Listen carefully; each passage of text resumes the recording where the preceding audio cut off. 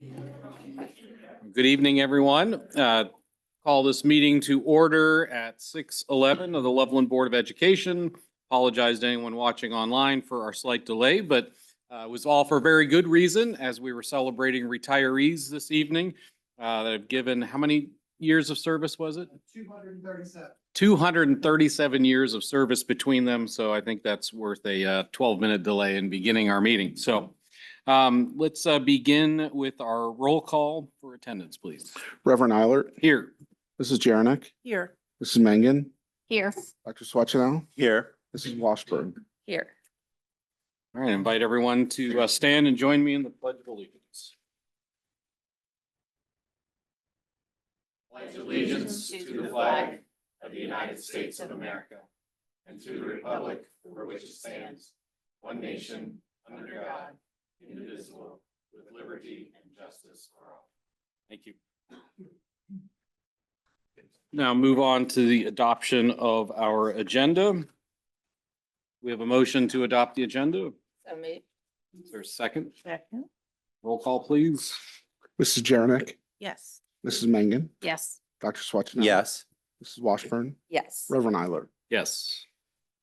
Thank you. And then we move on to our approval of the minutes from our May 7th meeting. Are there any additions or corrections to those minutes? We have a motion to approve the minutes. So moved. I'll second. Thank you. Roll call, please. Mrs. Mangan. Yep. Dr. Swetchenow. Yes. Mrs. Washburn. Yes. Reverend Eilert. Yes. Mrs. Jaranek. Yes. Thank you. All right. Then moving on, we move to our welcoming of guests, and we have the Jarvis family here with us tonight. We're glad to have you here, and we'll build the suspense for why they're here, waiting a little while. Moving on, then we have the hearing of the public. I don't think there are. I have none. Okay. All right. So we can then move on to past our suspense to recognition, and I'll turn this over to Mr. Broadwater.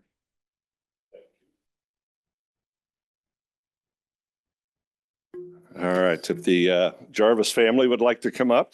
Ohio School Boards Association started a program with the Business Honor Roll, and being able to nominate somebody. We have so many individuals and so many different businesses that do so much for us. We had a internship luncheon today with all the different businesses that do a great job. But when I saw this, the first person that came to mind and the first company that came to mind was Art Jarvis and Jarvis Global Investments. Art and his family have done so much with, and I'm going to mess up, but I think it's Threes for Life, where, is that correct? Threes for Life, and where kids could shoot threes at the game at halftime, and that money, Art and Jarvis Global would donate, and it would go to the food pantry, and every year that I've been here, they've donated. I've seen them feed our high school staff, our middle school staff, done so much with Tigers Inc., and also robotics, our esports. So when you talk about the Business Honor Roll, it's not about Art or his family, it's about kids. When I called him to let him know, he said, basically, we do it so it's good things for kids. And so I want to say thank you. This is a formal way of saying it. And I appreciate all that you do. And I'm going to make it more formal by reading what the School Board Association sent me, if I can get through it. But it says, congratulations for being named to the 2024 OSBA Business Honor Roll. With this certificate of recognition, the Ohio School Boards Association offers its sincere thanks to Jarvis Global Investments for its strong support of Loveland City Schools. The Board of Education, student, staff, and community also extend their appreciation. School business partnerships greatly benefit all involved. Local businesses play a crucial role in supporting their community schools while students get real-world experience. This support is especially important as school districts struggle with limited resources. Just as businesses support their schools, it's equally important that schools and communities support their local merchants and service providers. OSBA encourages everyone in the community to recognize Jarvis Global Investments' outstanding contributions to Loveland City Schools, and this is sincerely Sally S. Green, who is the OSBA president for 2024, and more importantly, I just want to say thank you for all you do for our kids, the whole family, as well as your firm. I appreciate it very much. Oh. Sure. The reason I don't get any awards is because people are afraid what I'll say. But no, I'll keep it real short. He said it exactly right. It's about kids. John Ames is exactly correct. There's a strong woman behind you. Mhm. He's one who really makes all the decisions, gives me permission to do anything. Mhm. Just it's not necessary, but it is appreciated. So Mhm. thank you very much. Appreciate it. Thanks. Yeah. Art, I would just add, and this is speaking both from a parent perspective and as a Board of Education member, whenever for things that our kids were involved in, whenever we make a phone call from you, you start from a position of, yes, let's help the kids in that show choir, athletic boosters, leukemia and lymphoma fundraiser. So just really appreciate it as a friend and as a community member. So thank you. All right, thank you. Yeah.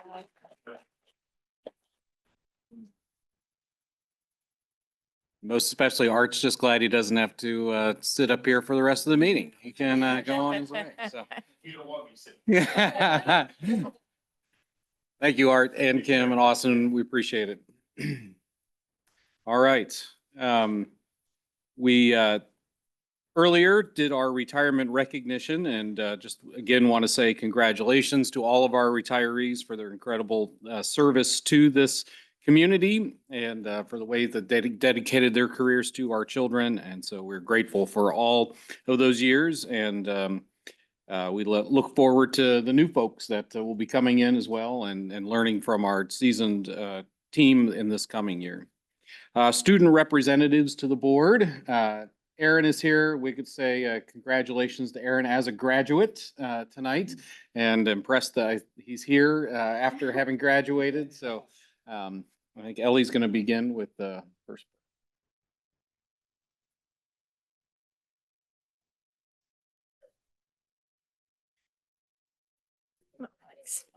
Good evening, everyone. Although today's board report is short, I can say that we've had such a wonderful year. Our seniors just had their graduation ceremony at the Cintas Center, and I heard that the speeches were a hit. So, Mr. Broadwater, I heard a lot about your speech, really positive reaction. Yeah, that was actually what I heard. That kept it short and sweet, thank God. Hey, I've sat through enough of my dad's speeches. That's all I'm saying. Um, Congratulations to all of the graduates of 2024, and I'm sure their journeys will be full of exciting new chapters. Prom was also a huge success this year, as over 625 students attended. Mr. Ernst and the Junior Student Council did an amazing job on making the whole event special for everybody involved. Around 150 students attended after prom this year, and that was thanks to the awesome parent volunteers, the after prom committee, and the PTO. LHS also hosted the Armed Services Commitment Ceremony, which recognizes students who have enlisted in the armed services. This could not have been done without Mr. Mitchell's help, so we appreciate all the effort he took in making this event a success. AP testing was also done in the LHS weight room and LHS strings room. The counselors did an amazing job of listening to student feedback and ensuring that the experience of testing was a positive one. We are thankful for the help of the proctors as they did a great job of keeping the testing efficient and effective. To sum everything up, this entire year has been full of exciting activities and enjoyable events occurring at the high school. We will look forward to more next year, but for now it will be nice to have a break for a little bit. Thank you for your time, and I hope everyone can enjoy the summer weather.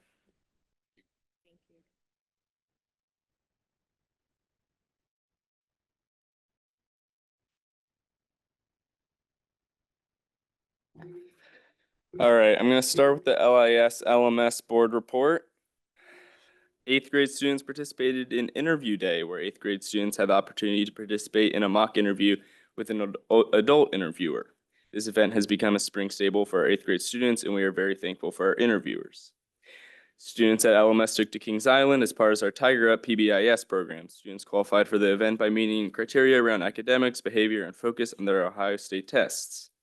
8th grade students traveled to Washington, D.C. to visit the nation's capital and the many sites, experiences, and lessons it has to offer. Students traveled with chaperoning teachers and visited many of our nation's landmarks over a very busy few days. LIS and LMS will be celebrating the end of a successful year with students with a series of activities planned for kids. At LIS, fifth grade students will have donuts, dodgeball, and a movie, while sixth grade students will have fun station rotations, including Kona Ice and a grill out for lunch. At LMS, seventh grade students will have pizza parties and fun activities planned all day with their teams, while eighth grade students have a blast of a day with pizza, volleyball, and fun at Grand Sands. LIS LMS Music and Arts Festival on May 9th. Our LIS and LMS artists and musicians were on full display for the annual Music and Arts Festival with performances moved inside due to weather. We featured music from our 6th to 8th grade bands, choir, and orchestra students across the gyms and auditoriums, and had student art on display and food trucks available outside. We thank our amazing music and art teachers as well as the fine arts boosters for hosting this event for our students and families. I also have CJ's board report. I believe there's a playoff baseball game tonight. So I have his real briefly. He's over LECC, LPS, and LES. So he starts with this ongoing building project. Second and fourth graders participated in the step-up days to visit their schools for next year.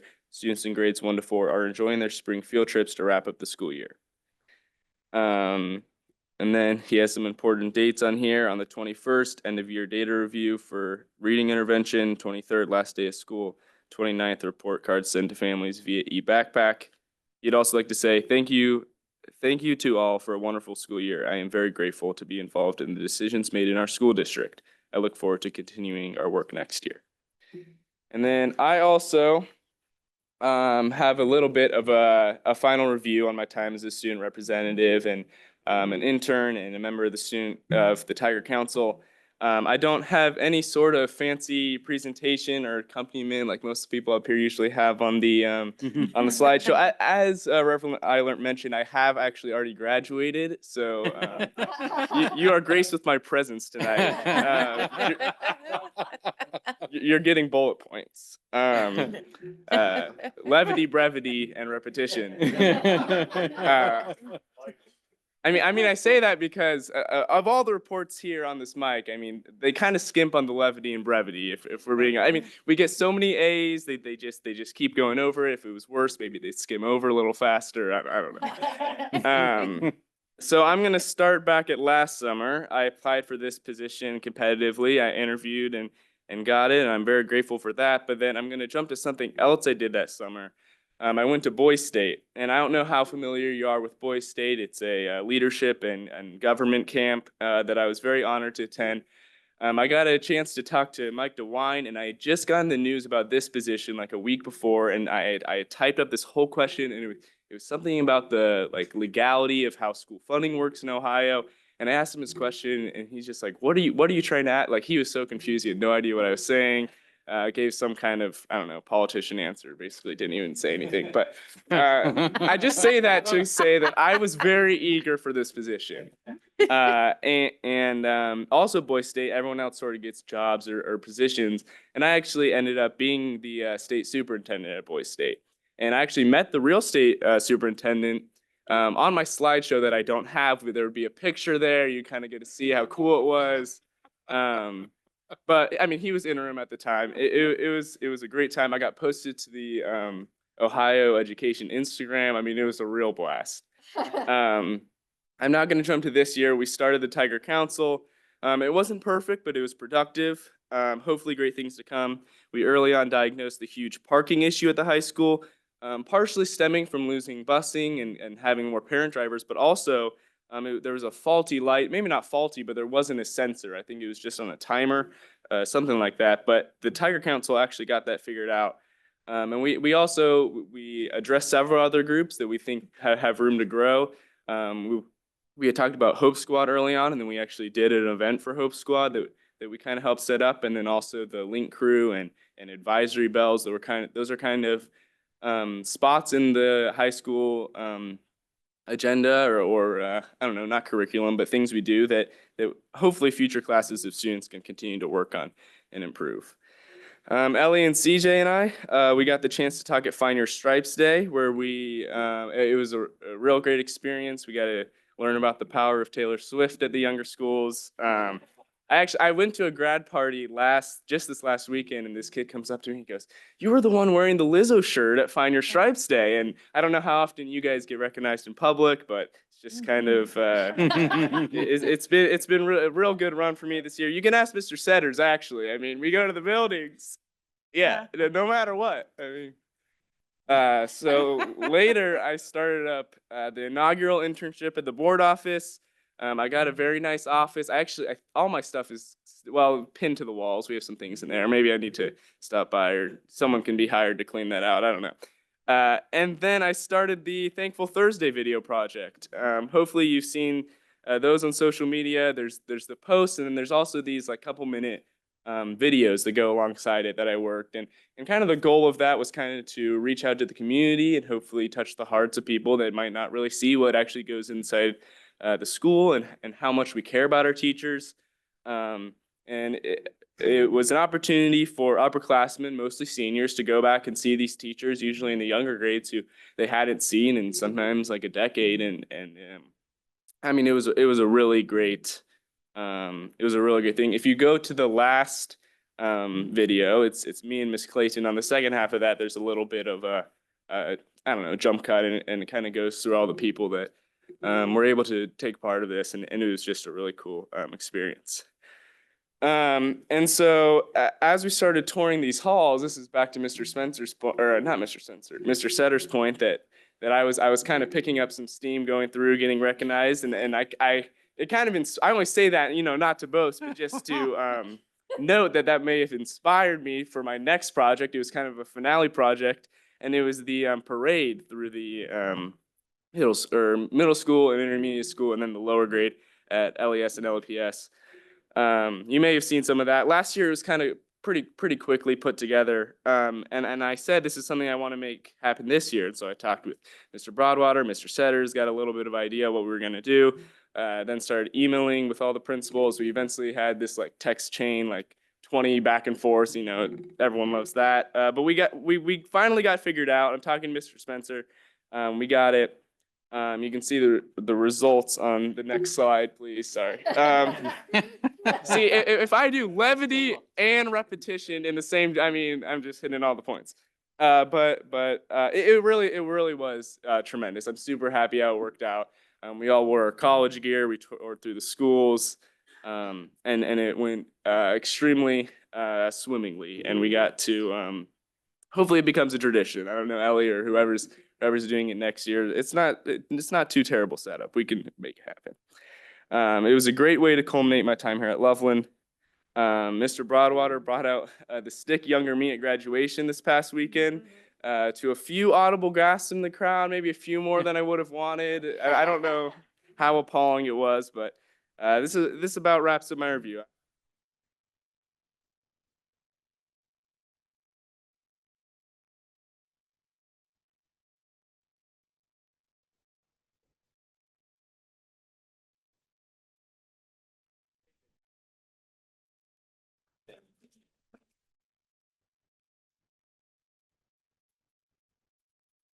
Well, thank you, especially for the levity. We've always appreciated that about you and your presence here. And you guys, all three of you, have been a real gift to the board this year, and really to deepen the way that students are engaged with the board throughout the year. We appreciate you guys taking the initiative and making that happen. And Mr. Broadwater, Mr. Setters working on the Tiger Council, and I think that's just a great piece as well that we've added that we want to continue to build on. So I don't know if you want to say anything more in recognition. Well, first of all, I do have parting gifts for both of you. I have a pen and pencil set from Loveland. I saw these, they're about $49 on eBay. And then I do have a B Loveland t-shirt for both of you. And Aaron, I would like a photo sent back from the BYU campus with you wearing your B Loveland t-shirt. Yep. And I will say whatever we were able to do for them, they did a lot more for us. Just having students in the office helps me immensely to be grounded in why we do what we do, and try and just stay positive, and humor's good. You know, we have tough jobs and there are tough days, so it's okay to have a little bit of brevity and levity.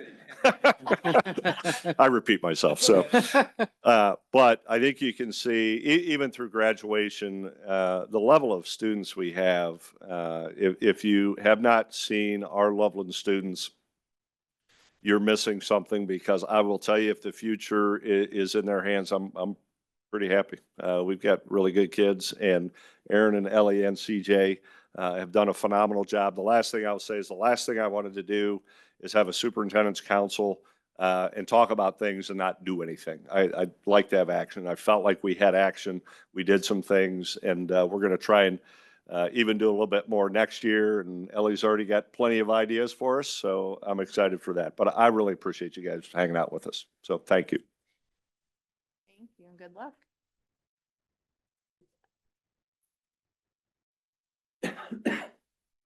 All right, Go ahead. moving on then, administrator reports. I don't know if any of those are verbal, or are we just receiving those? Anything that needs to No. be? Great. All right, then moving on then to the president's report.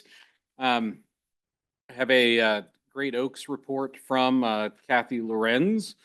And she provided this, said this year with the renovations of the Live Oaks campus, Great Oaks has completed a 10-year plan of work on all 4 of its campuses. They'll now begin a new 10-year update and renovation plan. Student notes, Jocelyn Ornelius Juarez, a Loveland student at Live Oaks, took second place on the animal management team at the state FFA competition. Logan Robinson, a Loveland student at Scarlet Oaks, earned his welding certification. Kathy also attended the Live Oaks senior ceremony, and Christina attended the Scarlet Oaks ceremony, where a Loveland student served as masters of ceremonies. Do you have anything to add for that I think experience? It was a great experience for the students, and it was a new start to a tradition that I hope continues. It was neat to see all the students in their gowns, because that's not usually what they do. But our masters of ceremonies, Mr. Biggers, Roy Biggers, did a great job in keeping it all together. So congrats. Thanks. Also want to say on that same night, Lynn and I were at the memorial service for Mr. Kenyon. I don't know if any other board members were there. But want to say again, thanks to our counselors and administrators and teachers for the great way that they cared for our kids through that whole experience, and the way that evening they honored Steve's life and his legacy. I thought it was a great opportunity to do that, and a lot of folks turned out to be a part of that.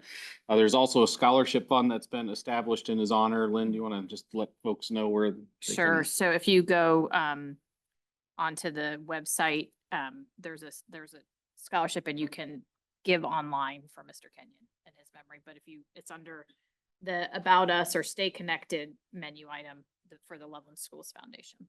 Great, thanks. Also want to thank Mr. Mitchell, and I think you'll probably talk a little bit about this in your report as well. We had an experiential learning celebration today, and it's just amazing to see all of the different ways that the Loveland community comes together to support our kids. My own daughter was a part of that program this year, and it was very affirming for her of where she wants to go. It was interesting talking to a couple of her friends who through their internships realized that's not what I want to do, as they were in those places.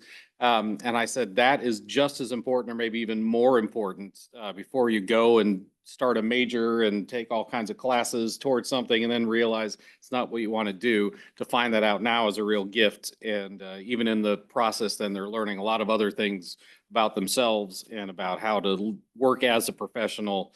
And so I think all of the kids had a great experience. I was really impressed. Sam David at La Rosa's has a program where students are actually working with his company, but also working towards an associate degree. I think that's just an incredibly innovative way to think about how do we take some kids who might not necessarily take a 4-year path of a post-high school college program, but find a way to get the kind of professional experience to have a managerial position. I just think it's a great model and something that we can continue to build on. So thanks to Dr. Puerta, all the work that she does as well to make sure that that program goes well. And I find it one of the more rewarding things that we do as school board members to be there and to see all of that and to celebrate that. And again, thanks to Mr. Mitchell for that. Also want to thank our school community for the opportunity that we have as board members to present our graduates with their diplomas. It's a great honor and a gift. And again, one of the highlights every year of our work as school board members. As Mr. Broadwater said, we've just got incredible kids here in Loveland, and they're going to go out and do great things in this world, and to be able to present them with their diplomas and say congratulations is a real gift. And so want to thank everyone again for that opportunity. Are there other things that board members wanted to report on, any other committee work or need to touch on tonight? All right. We'll move on then to the superintendent updates. Okay, thank you. First, I would like to echo the sentiments that President Eilert mentioned. Mr. Kenyon's memorial service was very, very well done, and it was great to see the community come out and support the family. And I want to say thank you to Dave Spencer and his entire staff for everything they did. That's not an easy thing to do at any time of the year, especially at this time of year. And they handled it with grace, compassion, and Steve's memory is going to live on throughout the hallways, but it was a great memorial for him. We did have a moment of silence at graduation for Mr. Kenyon out of respect for all the great things that he had done. So thanks to everybody involved.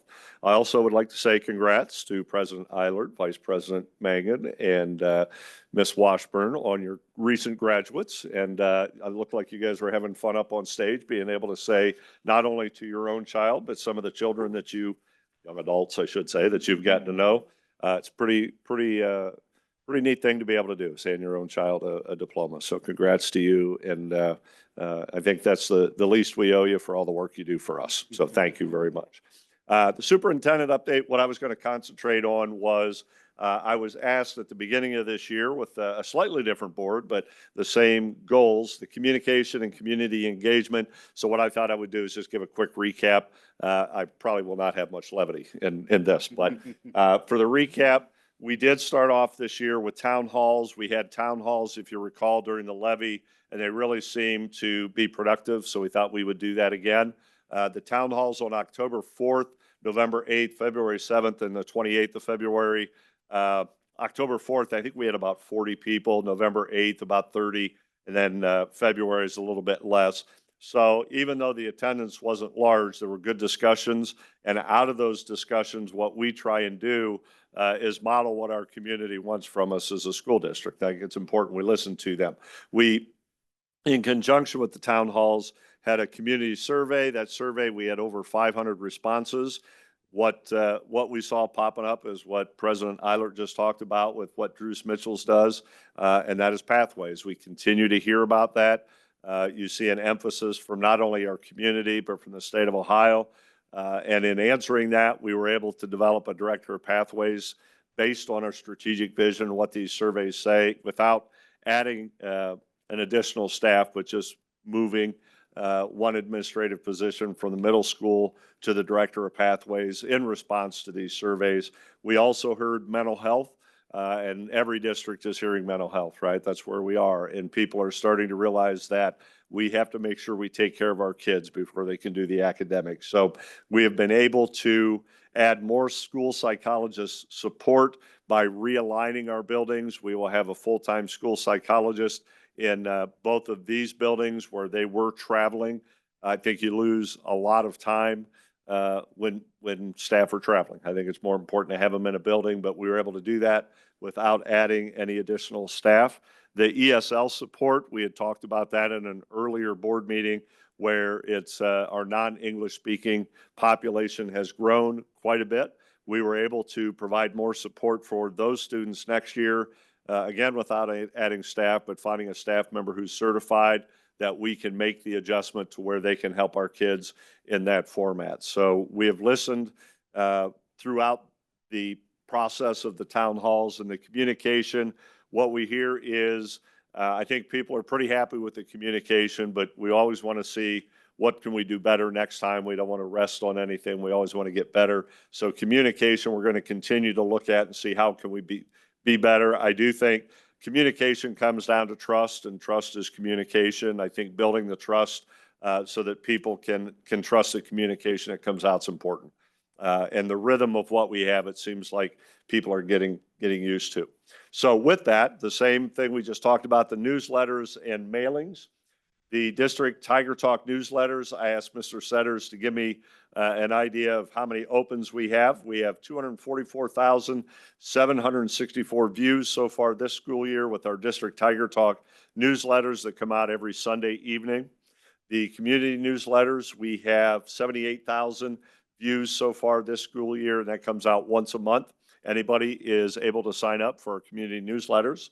The fall mailing we put out was about our 5-star report card and the dates for the town halls. We wanted to get those in every mailbox in the community. There are 12,000 residents. It's about 50 cents per household to mail those out. So it's about $6,000 versus when the district would send out large information packets, that would cost quite a bit. It'd be about $50,000. So we've figured out a way to put out information with a QR code that takes people back to what we want them to know. The winter mailing about kindergarten registration in town halls, we wanted to make sure we got the kindergarten registration information out than the other 2 town halls. 12,000 residents, same thing. So we had 2 mailings. We got all the information out at a pretty reasonable cost such that we could let our entire community know about what's going on in the district. Next, we did have the board asked to develop a state school funding committee. I would say it's been pretty productive in where we're headed. We created it based on feedback from our community on the last levy. The meetings we had are the 3 dates there. The strategic vision that we have says we're going to advocate for solutions to Loveland's unique state funding challenges.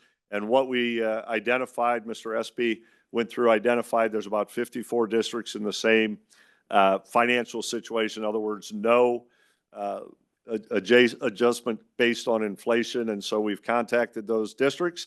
We've got about 20 to 25 districts that are interested, and we're going to continue moving forward with that.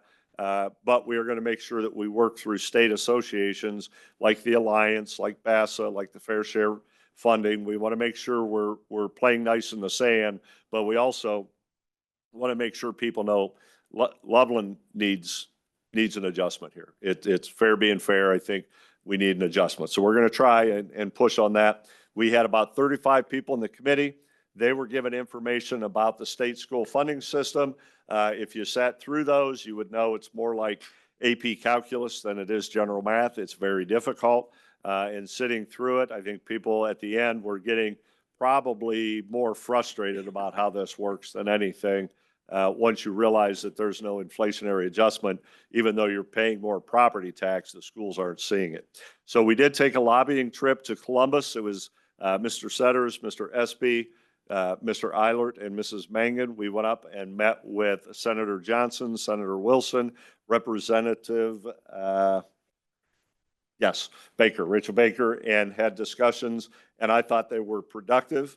And I can tell you that as we continue the work, I have received calls from those 3 associations that I've mentioned asking what's going on in Loveland and what are you doing? And that's a good thing. It's good that people know that we are a player when it comes to this, and we're not real happy with what's going on. We did come up with some ideas of what we think would be realistic with the state school funding. We're going to work with the Alliance. If you're not aware, the Alliance is a group, I'm going to say about 80 high-performing school districts that are in the same situation financially. Some are. It's a fairly wealthy district group. And talking to their executive director, they're going to talk tomorrow to see what it is that they could do with the kind of the plan we rolled out to them. And so if they take our information and move forward with it, that's a pretty good thing. So we'll stand by and see where that is. We're going to continue to try and work well with all the other districts, but also make sure we're taking care of our community, our own kids. So we will continue with that.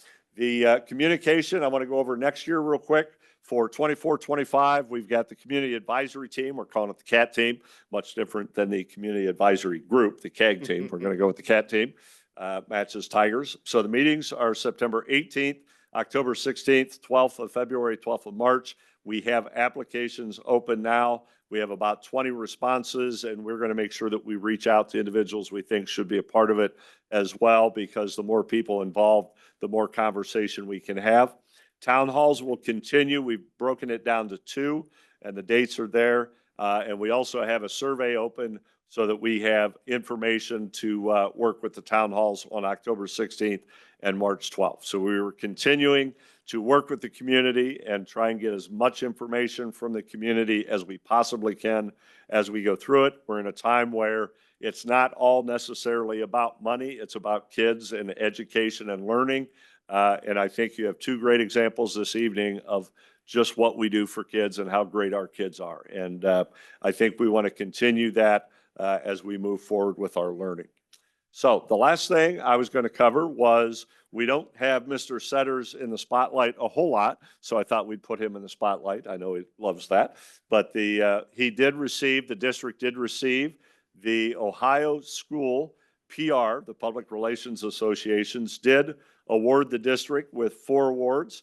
The first 3, the Mark of Distinction for our community newsletter, for our property reevaluation question and answer, and for our quality profile, and the Mark of Excellence for our town hall recap video.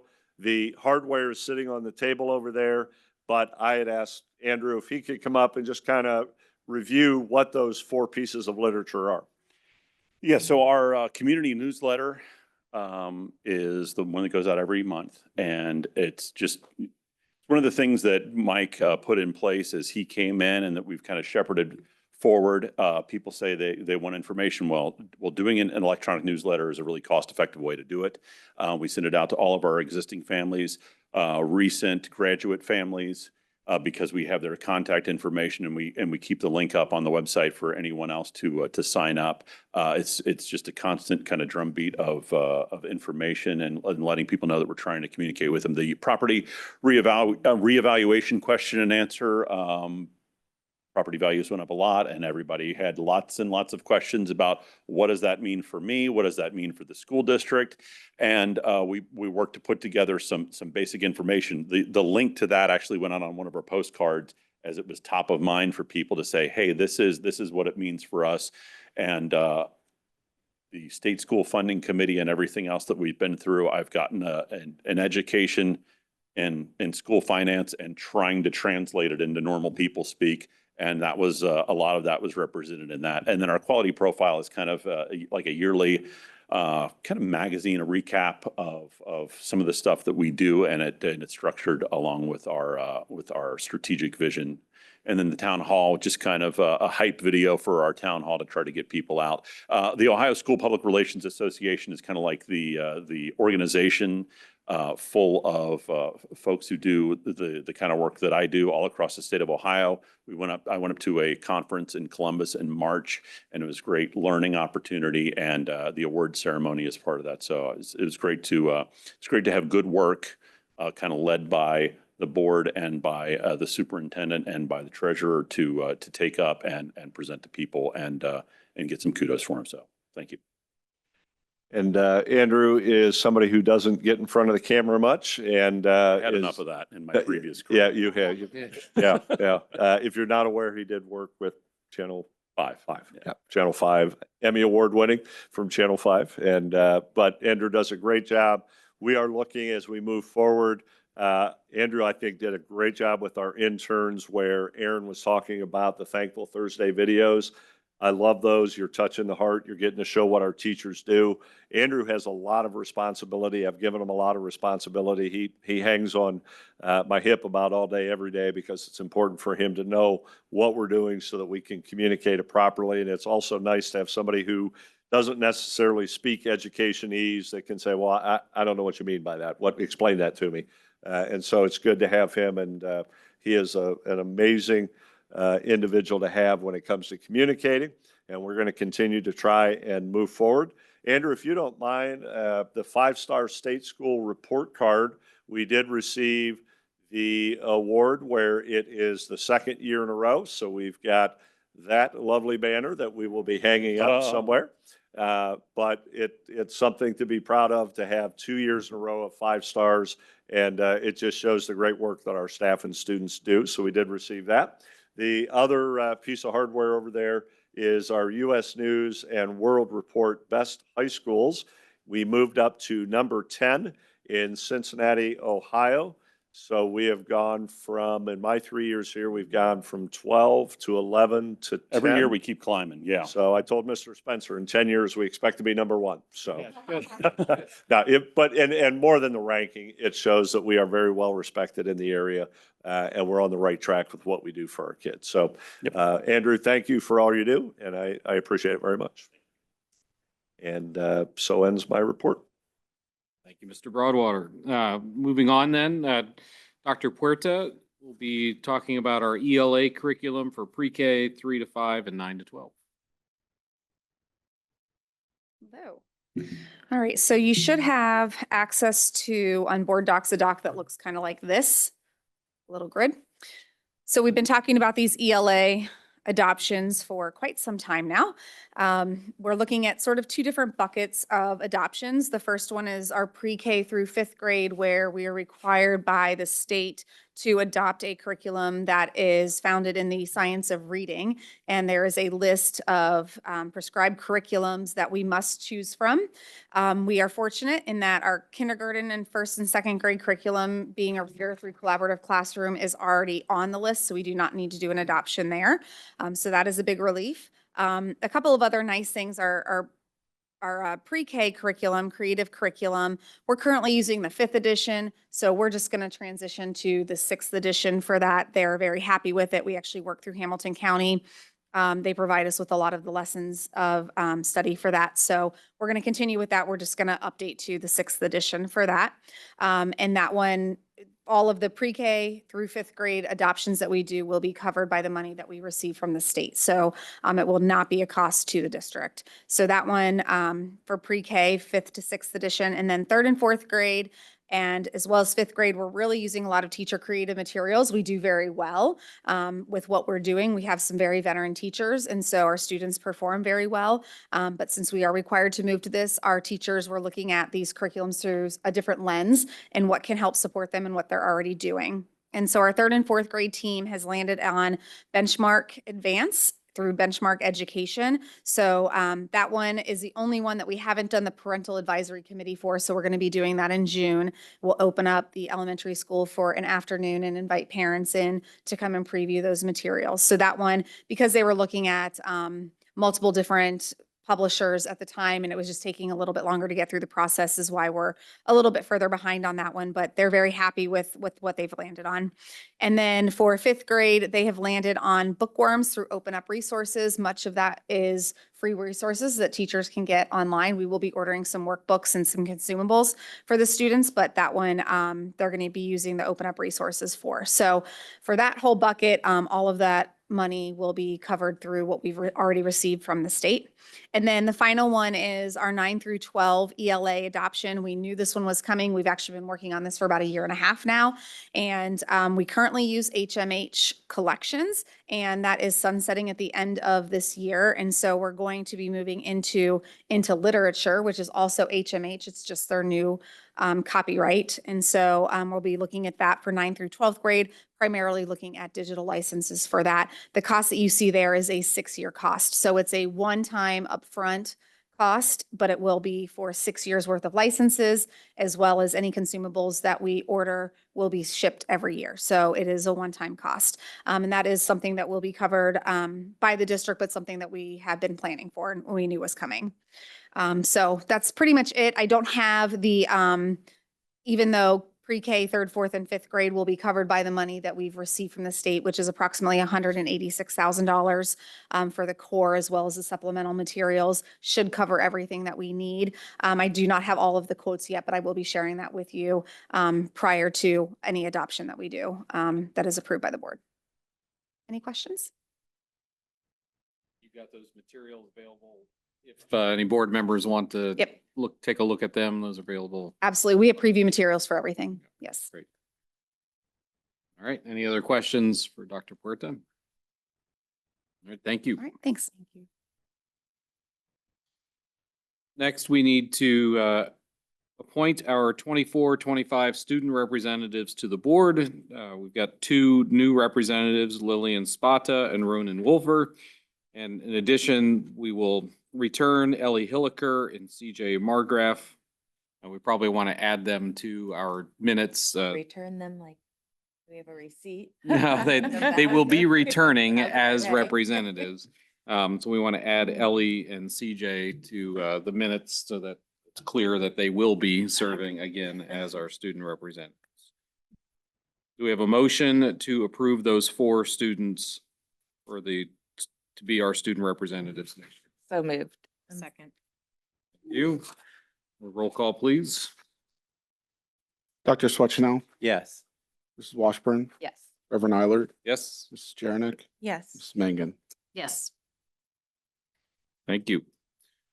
All right, moving on, Mr. Ames.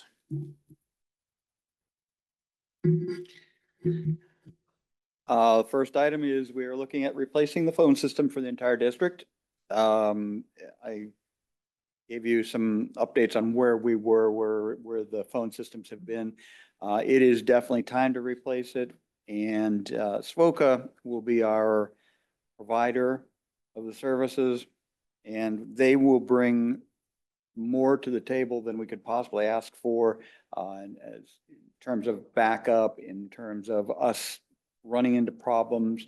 We are part of their fiber optic loop that unless both ends of us get cut, we will always have service here in Loveland. So what we have now has just not been up to speed for what a school district needs at this point in the world. So ask you to approve the hardware one time and the ongoing licensing. We have a motion to approve or any questions first? All right, we have a motion to approve the replacement of the phone system. So moved. Second. Roll call, please.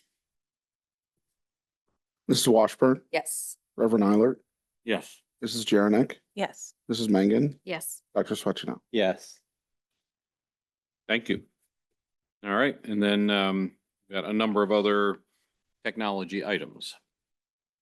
So this is interesting. I started technology 30 years ago in Loveland City School District. We had 3 or 4 IBM PC2s. And at this point, 30 years later, we're talking VR headsets. And I have finally gotten to the point where I talk to people that know a lot more than I do. So it is just falls underneath my budget, but Adam and the technology department says, this is what we've got to do, John. So I said, okay, this is what we've got to do. So I would imagine moving forward, this will still be the methodology that we do, but the information will come from Adam and his team just because they know what they're doing and I don't. So they have told me what to bring to you, and this is what we're bringing to you. Does this reflect the updated numbers that you? That's what, great. Yes. Yeah. Great. And I will say I appreciate the detail that in your report, Adam, of sharing the different bids and why we're choosing the different technology. It's very helpful. And I'll add one more question. Do you have an idea of how long this equipment will last? I mean, it seems like it's turning over every 2 years. Come on up.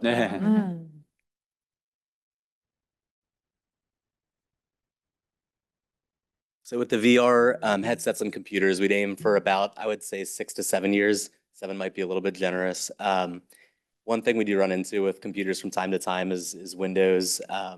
As they continue to advance from Windows 10 to Windows 11 and so forth, some computers can take those upgrades, some can't. And at certain points, Windows says, hey, with our all these security updates we're pushing out to all your computers, at some point they cut it off and say you need to move to the latest version of Windows. And if the computers aren't compatible, it kind of forces your hand a little bit. So what we're doing with this is We have quite a few computers that have one more, quite a few labs that have one more year that we can get by with. So we're definitely pursuing and letting those labs work through one more year because they're still, from our assessment, really solid. And from the VR side, we are looking at, like I said, 6 to 7 years. We were super competitive with pushing companies to really find a good price. We were able to actually identify machines that had better specs that we believe will last longer and hold up better for a lower price than even some of our initial quotes. So I feel like we're very methodical here and came out ahead. So Thanks for all the work on that. All right, any additional questions? We have a motion to approve the purchase of these technology items as detailed here. So moved. Second, Second. roll call, please. Reverend Eilert, Yes. Mrs. Jarenick, Yes. Mrs. Mangan, Yes. Dr. Swetchnow, Yes. Mrs. Washburn. Yes. All right, thank you. Let's move on then to Assistant Superintendent for Human Resources to talk about our employment recommendations. All right, good evening, everybody. Thanks for having me and thanks for your participation, board members, in our retiree recognition tonight. I appreciate all of your help. The May agenda is a pretty busy agenda because we, of course, are looking forward towards next year. And of course, tonight is an example where we were talking about retirees. And I know that we talk a lot about, taking every position that we have, and if there's going to be a reallocation, do we need to replace the position and those type of things. We work really hard to try to keep our budget as tight as we can, but also be putting folks in front of our students who are talented and making sure that we're getting the best for our kids. So we've been walking that fine line, and I think we have found some success in the past. I know that Dr. Porta and the building principals have gotten preliminary data back from our state testing for our students, and it's looking really good. And I know there's going to be upcoming reports about that. So it's another successful year for Loveland Schools, which is great. A couple of things on the agenda that are highlighted in yellow are some late additions. So for those of you board members that maybe you looked at the agenda, but you haven't looked at it today or this afternoon, there are a couple of additions I would want to make sure that you're aware of. To piggyback on some of what Dr. Porto was saying earlier, with those adoptions of some of that curriculum, which has to do with the Ohio Department of Education mandating that resources have to be from a certain list. There is also a mandate for teachers to get training in the science of reading. So that's something that we have been tackling amongst a couple of different departments. So that's something that's in front of our staff, our teaching staff, for next year. And thanks to Dr. Porta for her leadership on that piece, and also with Mr. Espy, because we actually get reimbursed. So in the agenda tonight, you'll see that there are different levels of training that each teacher needs to have. Some of those are a stipend of $1,200 for teachers to complete, and some are for $400. But please note, just like the majority of the items that Dr. Porta talked about, the state is reimbursing that money as well. So, and it is written in there to say, you'll see in the agenda where it talks about those stipends, but those are able to be, we're able to apply for reimbursement. And thanks to Mr. Espy for our plan and trying to get our teachers to trained as quickly as we can, so we can ask for the reimbursement as quickly as we can. So we're hopefully, if the pot of money from the state somehow runs out, that we are on the front end of that. So we make sure to be reimbursed as much as we can. So the second item is about an MOU with our OPSI group, and that talks about our public school works training, which is all of our digital online PD and training that our staff have to do. And basically that is just tweaking something that's in our negotiated agreement with OPSI. If they have to complete that training outside of work, that they are paid $150 to do so. What this MOU is talking about, if we are able to provide 2 full work days, because that's how long this training takes, if going through all the different modules, if we have that inside the work calendar, there isn't a need to pay them the extra $150. So Depending upon the calendar for the year, it's an either or. So the OPSI group has already taken that to their members and it passed. And so I'm bringing that to the board for your guys's viewing and to pass as well. I'd be glad to answer any questions.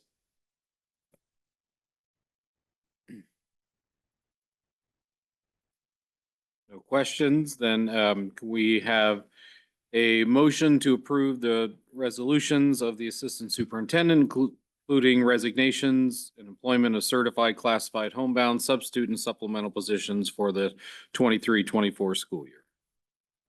Moved. Second. Thank you. Roll call, please. Mrs. Jarenick, Yes. Mrs. Mangan, Yes. Dr. Swetchinow, Yes. Mrs. Washburn, Yes. Reverend Eilert. Yes. And then we also need a motion to approve the memorandum of understanding with OPSI regarding the adjustment to language regarding Article 6.9 and Public School Works training. Moved. There a second? Second. Thank you. Roll call, please. Mrs. Mangan, Yes. Dr. Swetchinow, Yes. Mrs. Washburn, Yes. Reverend Eilert, Yes. Mrs. Jarenick. Yes. All I right, have thank one- you. Oh, yes, I have one more quick Mhm. thing to mention. I apologize, but I do, anytime I have an opportunity to talk about our trying to attract bus drivers, I want to take the opportunity for just a brief minute to talk about that. Please do. We, of course, are in need of additional bus drivers, especially for the beginning of next school year. And there are some things that I wanted to make sure that maybe the public has noticed, and that you as board members are noticing some of our efforts. And those would include this past May 11th, there was a food truck rally. Maybe many of you were able to attend that. It was down across from the primary elementary school at the Shoppers Haven area. We had some folks working that crowd, passing out flyers, trying to get information out to folks. That generated a list of folks that were interested, so we're following up on that list of folks. You probably have seen, no matter which side of town you probably live on, that we have banners hanging on some buses. A big thanks to Castle Skate for them allowing us to park a bus in their gravel lot, which is kind of across from Kroger if you've gone through that area. And then also the Epiphany Church, if you're over on the Claremont County side, over by the Oasis, there was a bus parked out there as well, just advertising for that. We have a billboard that we are investing in, and that is if you get off the 275 exit for Loveland Madeira and you hang a left, it is a billboard on the left. And I believe Blooms and Berries is what's up there right now. That is happening at the end of this month for another push to make sure that we're getting the word out and trying to get as many drivers attracted as possible. And last but not least, we have a targeted Facebook ad that's going to be out. And for anybody who kind of knows the background of Facebook, which I wasn't very familiar with, but that is an ad that's not just put on Loveland City Schools site, Facebook area, but it's something that would go out to a zip code range to be able to find people in a certain demographic of folks. So that's something else we're trying to get the word out. And we are hopeful that these efforts, along with the agreement that we have trying to attract bus drivers that you guys have supported as well. We're hoping that we're going to be in a good spot starting our school year with having drivers to pick up our kids at the beginning and end of the day. So I just wanted to make sure to highlight those things. And of course, if you have any questions about that, whether it's tonight or in the future, just let me know. Okay? Thank you. Thank you. Thanks for your efforts. Make sure that happens. We appreciate that. All right, moving on to our treasurer report.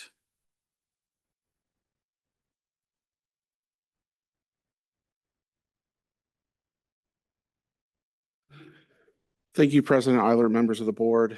I will start first with the finance report that covers the financial reports for the month of April.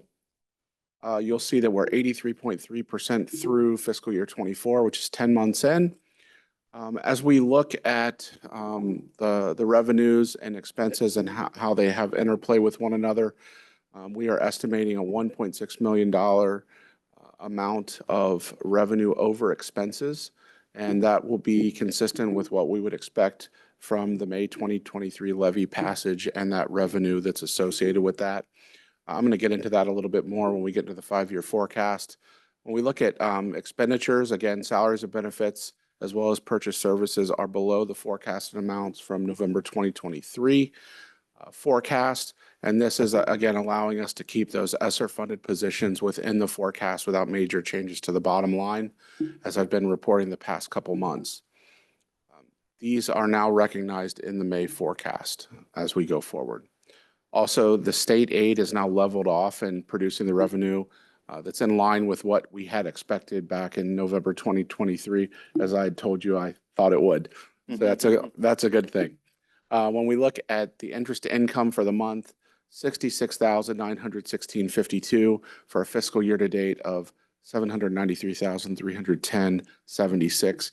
Also, I just wanted to point out to the board that you have the new Red Tree report that's in your bundle of reports in board docs. So hopefully that brings a little bit of light to what we're doing in this strategy that we're working with investments. And that is the financial report. All right, do we have any questions for Mr. Espy on that? Do we have a motion to accept the financial reports for April 2024? So moved. Second, I'll second. roll call, please. Dr. Swetchino, Yes. Mrs. Washburn, Yes. Reverend Eilert, Yes, Mrs. Jarenick, Yes. Mrs. Mengen. Yes. thank you. Next item. Yeah, so 8.2, we have the amended permanent appropriations. This is something that, again, I'm going to plan to bring every month. This is for fiscal year 24.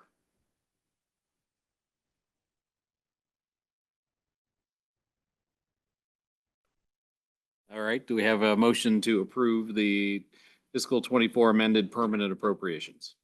So moved. Second. Roll call, please. Mrs. Washburn, Yes. Reverend Eilert, Yes. Mrs. Jarenick, Yes. Mrs. Mengen, sorry. Yes. Dr. Swetchino. Yes.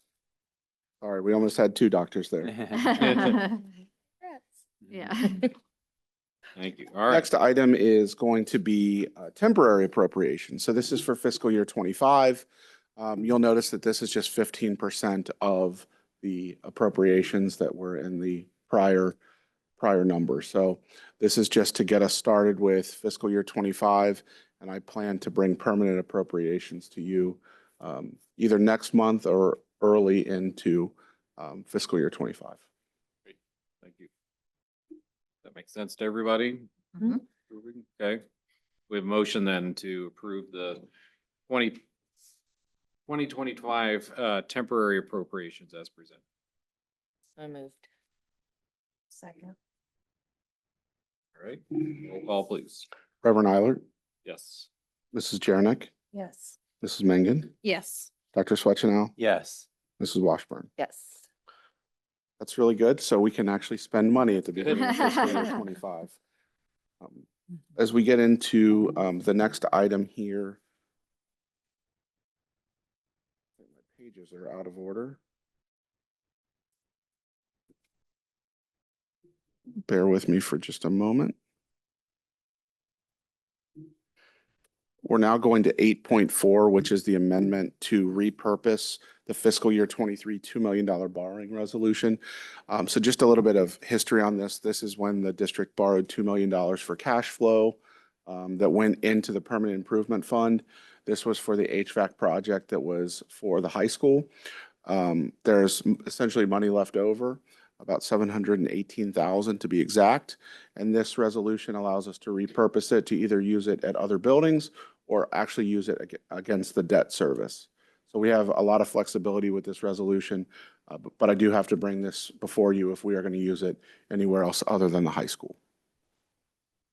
The resolution as we have it in front of us says 750,000. Should that read 718 or? It says up to 750, so Okay. it's fine to leave it how Great. it is. Any questions about that?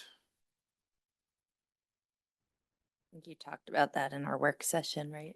I did talk about it in the work session as well. Great. And we have a motion then to approve the resolution as presented. So moved. Second? Roll call, please. Mrs. Jarnick, Yes. Mrs. Mengen, Yes. Dr. Swetchenow, Yes. Mrs. Washburn, Yes. Reverend Eiler. Yes.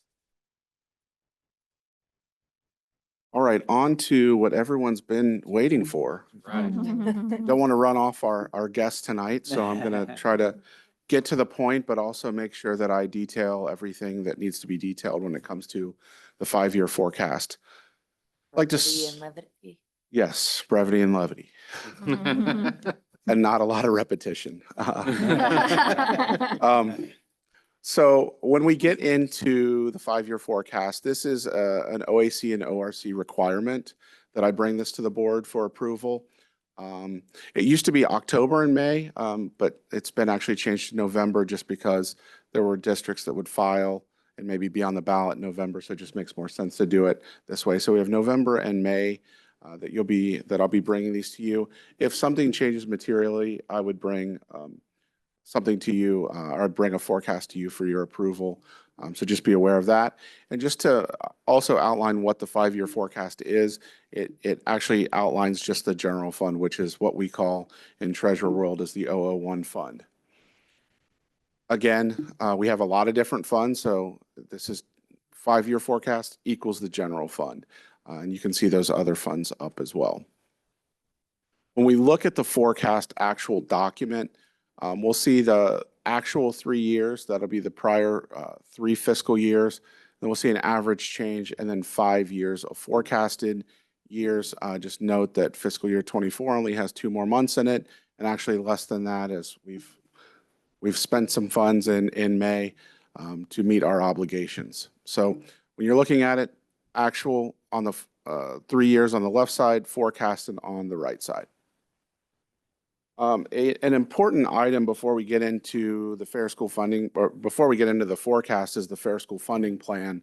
If I were to go back 1 year to fiscal year 21, there would be a lot of tan and very little green on this chart because at that point there was a lot of unrestricted funds, and there were also success and wellness funds that were coming into the district that were outside of the general fund in what's called the 467 fund.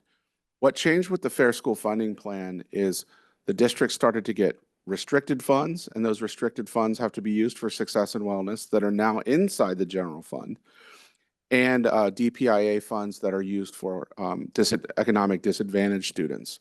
So really what you have here is a funding source that was outside, it now comes in, and now there's restrictions. So overall, the district really was at a disadvantage to start out when we started looking at the Fair School Funding Plan. And that's just because it's almost like a bait and switch of that success and wellness from being outside. Now it's inside. And oh, by the way, there's additional restricted funds. So I just want to point that out as we go forward and set the tone for what we deal with here in the district and what other, 53 other districts are dealing with as well that I'll get to. The next order of business that we want to talk about is the fact that LCS is a guaranteed district. And what that means is the district doesn't fall into the Fair School Funding Plan and the formula that goes along with it. And so what the state did is essentially give us funds to get us back to funding levels at fiscal year 21 numbers, which are actually based all the way back to fiscal year 18 numbers, which falls during the 17-18 school year. These numbers right here, the 3.3 million all the way up to the 7.3 and 7.2 million out in fiscal year 27 and 28 represent what we would lose if the guarantee went away. It's also important to note that the guarantee is only guaranteed for 2-year biennium budgets. So now we're 1 year into a biennium budget, or almost 1 year in, and we have to make sure that this guarantee is continuing on. And that's something that we've talked to the school funding committee about, that we've been meeting with, and it's our number one takeaway from that committee. So the guarantee is not guaranteed more than 2 years. That's the takeaway. And this is really, really important for our funding. When you look at some interesting data, and this is what Mr. Broadwater talked about a little bit earlier with the data that I pulled and kind of dug into, There are 611 school districts, and of those 611, 491 are on the funding floor. So 80% of districts in the state are on the funding floor, which means they get increases because House Bill 920 is negated. Then, if we go a little bit further, there are 181 districts on the guarantee, just like I just spoke about with us. There are 55 districts that are on the guarantee and not on the funding floor. So no increase from the state, no increase from local property taxes unless you pass an additional levy and go to the taxpayers. If we pull out the districts that have a school district income tax, there's actually 53 or 8.7%. So we fall into that 8.7% that are not getting an increase from the state, not getting an increase from property taxes unless we ask the public for additional levies. So it's a little bit of a nuanced, interesting place that we find ourselves. Now I'm going to get into the forecast that I've set that groundwork and kind of where we are, and I'll put a bookend on this at the end. When we look at just a graph here, you can see the black is showing our revenue, the gray is our expense, and then the yellow line is our cash balance. So you can kind of see that there's a little bit of an increase, and then it starts to come back down in fiscal year 2027 and 2028. As we actually dig into the numbers that make up that in this abbreviated forecast, the most important section for me is the very bottom line where we talk about revenue surplus or deficit. We can see what the beginning balance is. You can see that the beginning balance ends up being the ending balance from the year before. But the thing that I really want to point out is in fiscal year 26, we start to have our expenses take over our revenue to the tune of $742,000 in fiscal year 26, but it gets up to a projected 4.8 in year 5 of the forecast. This is, again, the biggest takeaway that I want you to take away from this is that over time, our cash balance will start to be eroded. When we look at revenues specifically, our local taxes make up 65%, state funding makes up 30%, and then all other revenue is 5%. A lot of people ask, what's in all other revenue? That is our TIF funding, that is our interest that we make on our investments, and it's also additionally just donations that the district get fall into that 5%. When we look at revenues over time, you can notice in the far left, fiscal year 23, the blue, the real estate actually grows when you look over at 2028, but it grows slightly. The reason that it grows is because of the levy revenue from last year's past levy. And you can see in fiscal year 24 that there's a slight increase, and then it starts leveling off in terms of revenue overall in fiscal year 25 and beyond. This outlines that, exactly what I just said. So when you look at the red section, that shows that increase of the levy, and it's we're essentially feeling half of that revenue this fiscal year. We'll start to feel all of that revenue in fiscal year 25 and beyond, which I've outlined in the black square. Collection rates overall have dropped slightly from calendar year 22 to 23. We went down about 0.7%. And so what I've done is continued to model that in terms of our revenue going forward in terms of delinquencies. It's also important to note that we have to pay for a collection of our delinquencies, and we have to pay for the advertising of those delinquencies. That's taken out in our bill when we get our property taxes from the county auditors that we get that from. And those settlement sheets all look different, so it's super fun to put those together and make sure that we get them in the right buckets. So when I look at expenditures specifically, we look at personnel cost, 83%, purchase services at 12%, and all other expenditures at 5%. Frequently get the question, well, what falls in all other expenditures that's making up the 5%? We've got property tax collection fees that I just talked about.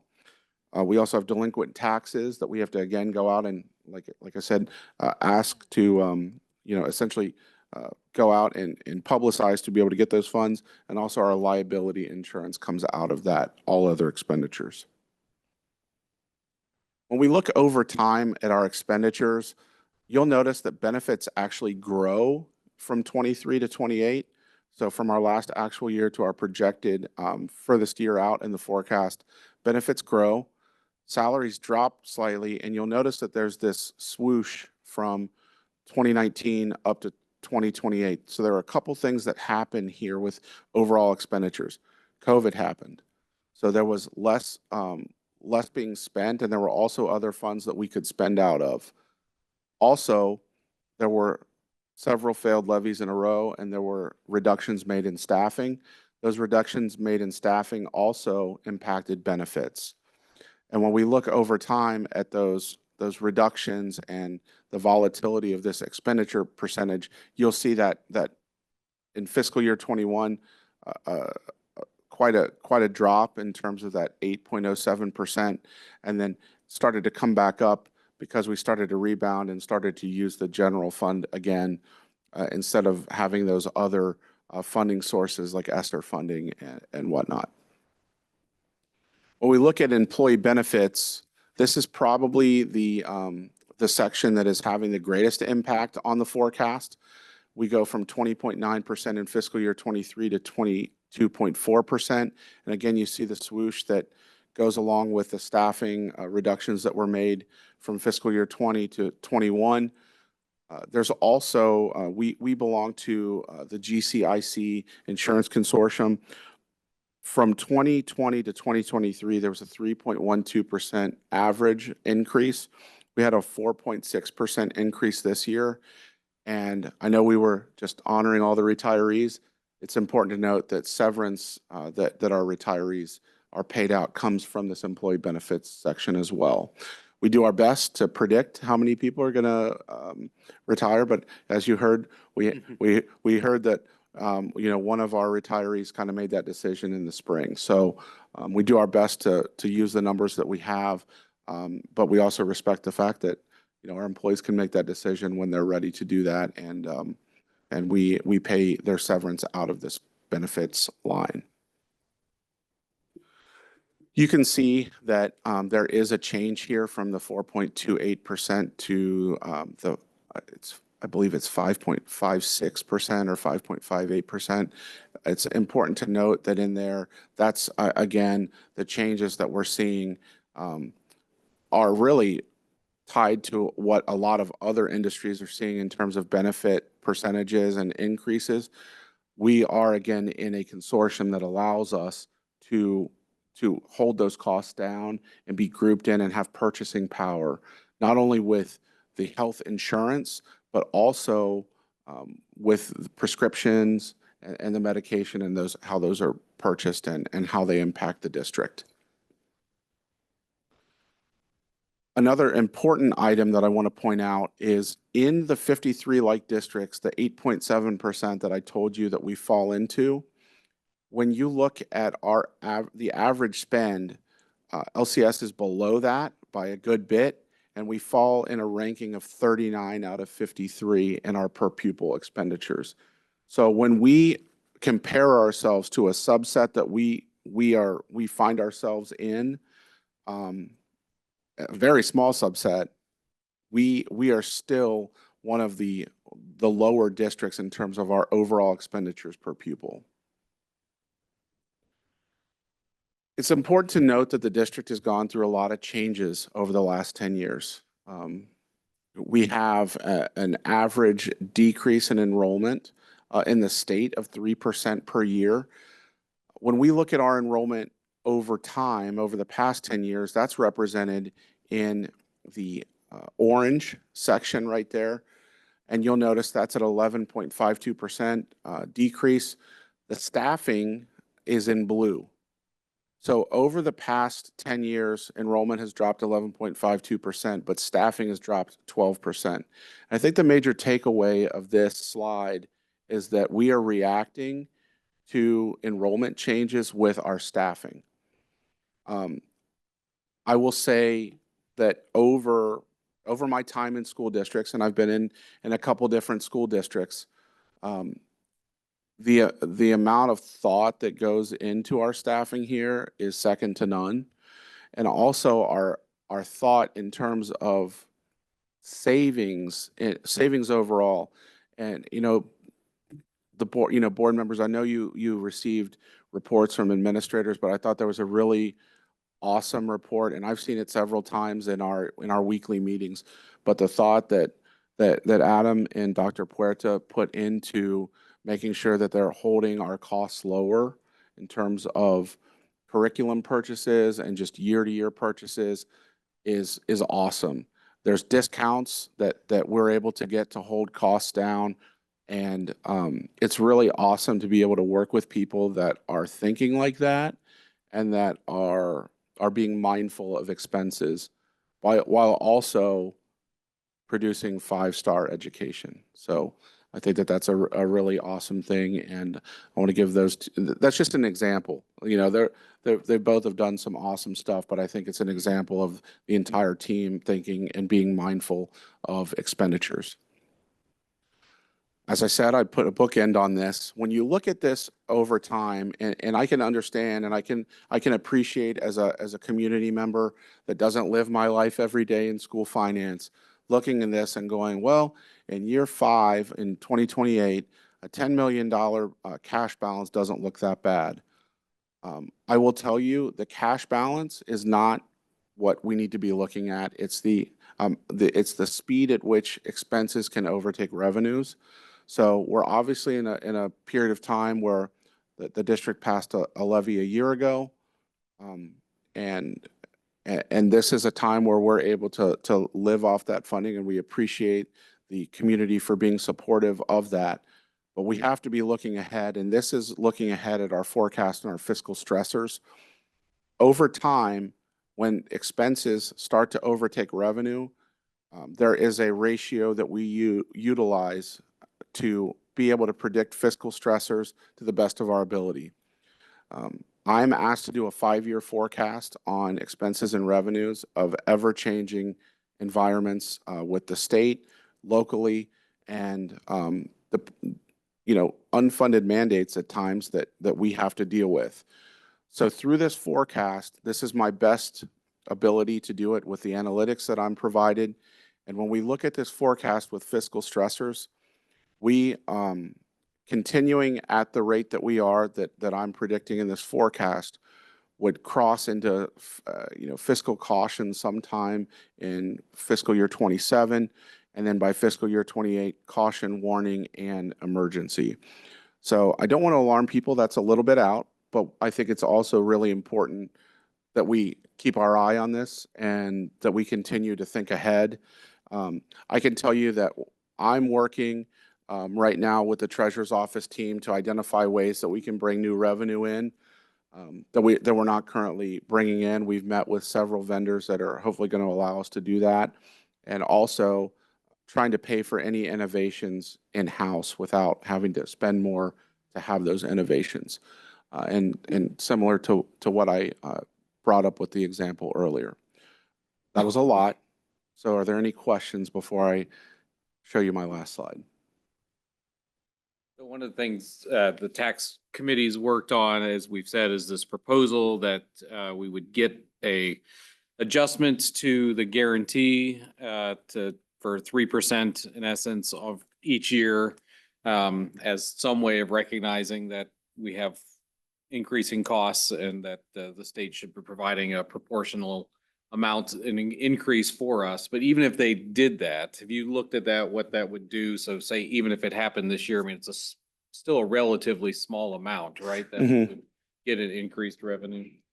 So what it would likely do is if it were to start in fiscal year 25, we would be able to keep that expenses from revenue from occurring in expenses over revenue from occurring in fiscal year 27. But if you notice back early on, we were talking at a deficit of $4+ million. So it's going to push it out a year.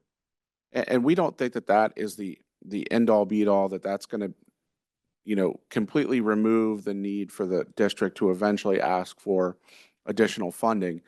But we do think that it's fair that we get an adjustment. Right.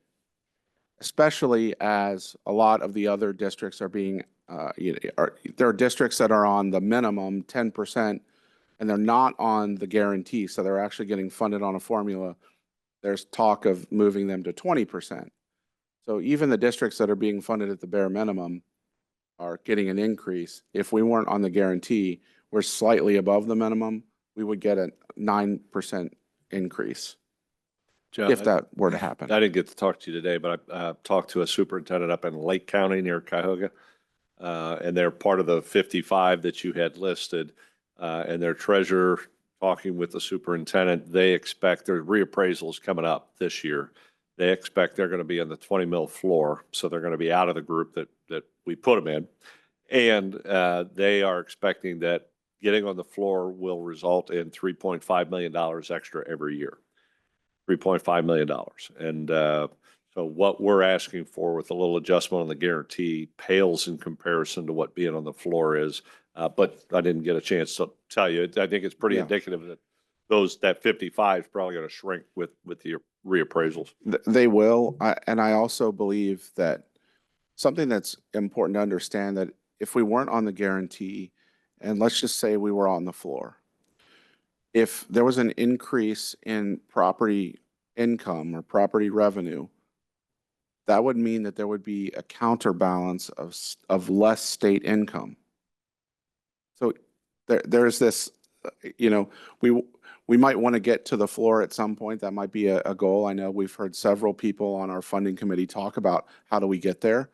But I will say that even if we were to get there, we're going to talk about this teeter-totter of local and state funding and the interplay, and it has to be looked at as well.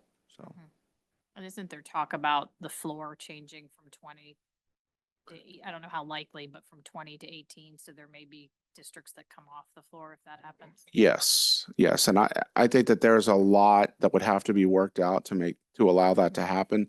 There are some districts that have strategically gotten to the floor that would then be taken off of it. And that represents years and years of strategy. So yeah, I think that's going to be a whole lot tougher. It's similar to like House Bill 1 that we heard last year, that was talking about reducing the effective millage from 35 to 32%. Obviously that wasn't successful, but I think some ideas have been floated around, and obviously when you have 80% of districts on the funding floor, so, eventually everyone's going to get there if we keep up with this rate. So it's something to think about. Lucky enough to be in Mr. Ames's office today where he was going through his scrapbook, and there was an article from Mr. DeWitt, who was the superintendent. I think it was 1994. And the main concern he had back then was state funding, and it was unconstitutional. And the Durolf case was there. And so it's nothing new. It was just kind of comical to read and understand that this is a big machine that's hard to move. So, yes. I just think it is so important, and this is always so helpful, and thanks for all your work and for clarity with which you presented it. But the internal workings that push towards that number, 4.8 million by 2028. We're going to do everything we can to reduce expenses. We're going to do everything we can to grow revenues. But the push towards that place where we're no longer funding everything that we have with the current funds that we do have coming in, that's an inevitability. And so we're just gonna have to keep working at it, and we have to keep helping the community understand that that this is the reality of school funding and the way that we do it in Ohio. And it is going to require us to ask again for additional funds unless some miracle happens that none of us can predict right now. well, and I appreciate Mr. SB saying we talk about expenditures every day. We talk about staffing every day. What's it look like that, and we take a lot of pride in what we can do for kids and make sure we are doing what's best for the community as well. And that's tough. It's a balance. And the levy we just passed was not for any extras. It was just keep doing what we're doing. And we're doing great things. But we try and keep an eye on expenditures from the superintendent's side of the ball. It's expenditures and making sure we're controlling those. Thank you. So I have one more slide, and I would be remiss if I didn't do this. I don't know if I'm a treasurer first or an educator, but I'm going to be an educator first right now. When I look at this, can you advance that if you don't mind? There is an individual, Dr. Howard Fleeter, he's from the Ohio Education Policy Institute, which is out of Ohio University. He has done a ton of research over the years on how we got here with state funding, and it's awesome. And it's probably way more awesome for me because I dig into that and read all that stuff. But I think it is digestible in such a way that you can get in and check that out. Highly suggest doing it. He's just done a lot of work, and he's the expert in the state on Ohio funding. So that concludes my 5-year forecast presentation. All right, thank you, Mr. Espy, for all of your work on that and for helping us to understand it and recognize the challenges that are before us and the opportunities to continue to try to save as much money as we can so that we can ask the community as infrequently as possible to increase our revenue, but helping us strategize when that will happen is invaluable. So thank you for that work. We have a motion to approve the 5-year forecast as presented. So moved. And second? You, roll call, please. Mrs. Mengen, Yes. Dr. Swetchenow, Yes. Mrs. Washburn, Yes. Reverend Eilert, Yes, Mrs. Jaranek. Yes. thank you. 8.6. So I had brought this to you at the April board meeting. Payment in lieu of, we actually have a couple additional students that have applied since that meeting. So they are noted here for you. So just 2 additional students. Thank you. Any questions on that? We have a motion. So moved. Second. Thank you. Roll call, please. Dr. Swetchenow, Yes. Mrs. Washburn, Reverend Eilert, Yes. Mrs. Jaranek, Yes. Mrs. Mengen. Yes. Thank you. 8.7 is an authorization allowing me to sign with the title company to purchase the land. So this is the final step. We did close on our borrowing with Huntington. That was done last Friday, and I'm working currently with the title company to work through getting the deed in our in Loveland City Schools' name. Excellent.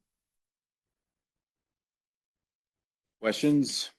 John, can you just remind us where we ended up as far as financing and rates and I know we all know this, that how it's being paid and the time frame that we're paying it back and Yeah, how so- it affects the district's budget. Yep, so 4.42% was the interest that we landed on. It's a borrowing, it's a tax anticipatory note for 10 years. We went out to request for proposal, which we did not have to do, but we wanted to do to make sure we had competing quotes. We had our municipal advisor receive those quotes and then advised us that Huntington was the lowest percentage. We ended up borrowing 1.45 million plus about $28,000 in fees that we had to pay out for the closing of that. And then, the last step is the title. And again, I sometimes I feel like I beat a dead horse when I ask these questions, but, and then how are we paying that back and over what period of time do we anticipate that to be finished being paid? So it's a 10-year period, and it's going to be paid from the Permanent Improvement Fund. And it represents about 5% of our revenue that we receive annually. So 5%, 95% is unrestricted, or it's actually restricted because we have a PI plan, but it's taking essentially 5% of that revenue per year over 10 years. And I know that John was very careful at planning in the future and looking at large capital expenses. We also have a little bit of leeway in our cash flow because of the borrowing note that we did with Mr. Giuffre. There's no signs in anything that I've seen that this will affect our buildings or the quality of our buildings or our ability to maintain our building. Absolutely not. I mean, the fact that we have that plan and we've put a lot of time into it, Mr. Ames has put a ton of time into it. Adam has put a ton of time into it as well on the technology side. So I feel confident that it's not going to impact our buildings negatively. And just one more time, just going back to what Adam's done, just the savings alone and the tech that we've purchased recently covers a year's worth of payments. Yes. On the land. I think I beat the dead horse. No, thank you. Thank you. I'm not going to say thank you for beating the dead horse, but thank you for the clarification and thank you, Mr. Espy, for answering those questions. I think it is important to keep reminding ourselves and the community of how the responsible way in which this is being done and the importance that it has for how we're moving forward. I heard someone talking about King's District and they're looking at a new building and deciding which piece of property they're going to be putting their building on. And the importance of having those options moving forward, I think will really help us in making any kind of a strategic decision in the future when and if we're building a new building to be able to do that well. So, And just to add, and I laughed a little bit at that because King's has a much different property purchase opportunity than we have. There's very little space in Loveland that we could do this. And it really is, to me, a wonderful piece of property right next to a nature preserve, which is a great place to expose kids, whether we have a new building there or not. excellent. All right. Do we have, I think we've had a motion yet, correct? No. We have a motion to approve the authorization to close on the purchase for this real estate. So moved. I'll second. Roll call, please. Mrs. Washburn, Reverend Eilert, Yes. Mrs. Jarenick, Yes. Mrs. Mangan, Yes. Dr. Swetchenow. Yes. Okay, thank you. Thank you for all of your report. I believe those are all of the items on our agenda. So we can entertain a motion to adjourn. Second. All in favor, say aye. Aye. Aye. Any opposed? Meeting adjourned at 7:48.